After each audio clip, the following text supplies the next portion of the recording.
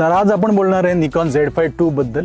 हा निकॉनचा entry level full frame camera आहे। 24 मेगापिक्सल सेन्सर आणि एक्सपीड 7 प्रोसेसर दिलेला आहे। त्याच्या ओव्हरऑल परफॉर्मन्स बद्दल, याचा ऑटो फोकस, डायनामिक रेंज याच्याबद्दल आपण आज बोलणार आहे। तर डिझाईन आणि बिल्ड क्वालिटी बद्दल बोलाल तर क्लासिक निकॉन स्टाईल बॉडी आहे, पॉलीकार्बोनेट आणि मॅग्नेशियम अलॉय बॉडी आहे, त्यामुळे हलक्या पावसात किंवा धुळीत पण वापरू शकता।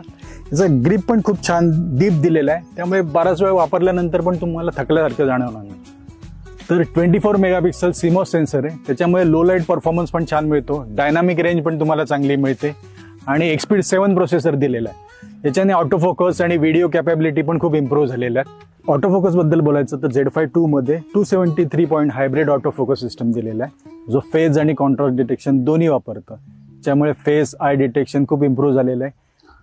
तर हा कॅमेरा व्हिडिओसाठी पण खूप कॅपेबल आहे, 4K 30 FPS 60 FPS पर्यंत शूट करू शकतो। याच्यामध्ये एनलॉग दिलेला आहे, 10 बिट व्हिडिओ रेकॉर्डिंग दिलेले आहे, याच्यामुळे तुम्हाला कलर ग्रेडिंग प्रोसेसिंगसाठी खूप फ्लेक्झिबिलिटी मिळते। तर याच्यात माईक आणि हेडफोन जॅक पण दिलेला आहे, जे कंटेंट क्रिएटरसाठी युजफुल आहे। व्हिडिओज, यूट्यूब व्हिडिओज आहेत, ब्लॉग बनवण्यासाठी फार युजफुल होतं। याच्यामध्ये 3.69 मिलियन डॉट्स EVF दिला आहे, जो खूप क्लिअर आणि रिअल टाइम रिस्पॉन्स देतो। आणि याचं जे टच स्क्रीन आहे ते पण आर्टिक्युलेटिंग करता येतं, त्यामुळे ब्लॉगिंग करताना खूप युजफुल होऊन जातं।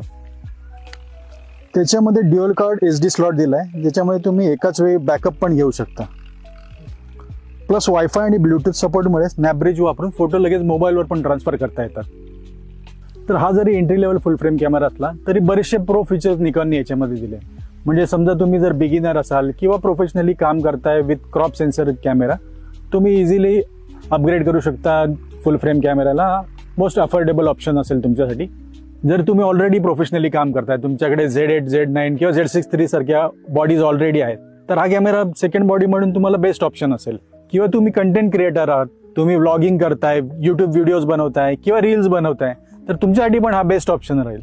तर ओव्हरऑल आपण परफॉर्मन्स बघितला तर निकॉन Z5 II हा best entry level full frame camera आहे, बेस्ट व्हॅल्यू फॉर मनी तुम्हाला देणार आहे। सो तुम्ही जर मार्केटमध्ये शोधत असाल एंट्री लेवल फुल फ्रेम कॅमेराचा, तर this will be the best choice.